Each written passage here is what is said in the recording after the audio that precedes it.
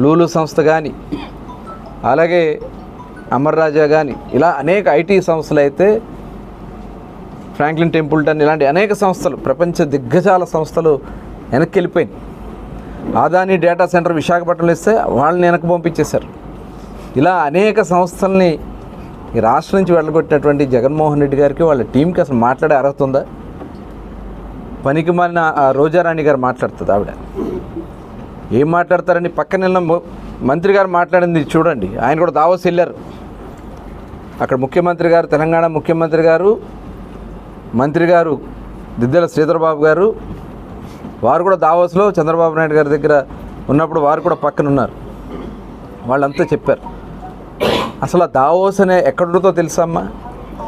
APIIC chairman చేసావు, ఎవరి దగ్గర ఎట్ట కమిషన్లు కొట్టుకోవాలని చూశారు తప్ప ఏ రోజన్నా ఒక పరిశ్రమ తీసుకొచ్చారా?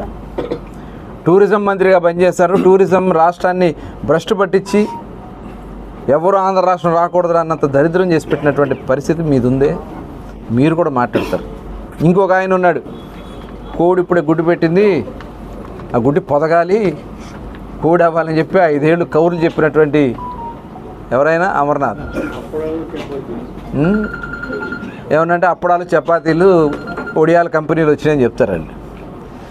ఇంకా మీరు మాట్లాడుతూ ఉన్నారంటే, 4 ఏళ్ళు ఇంట్లో పడుకున్నాడు జగన్మోహన్ రెడ్డి గారు.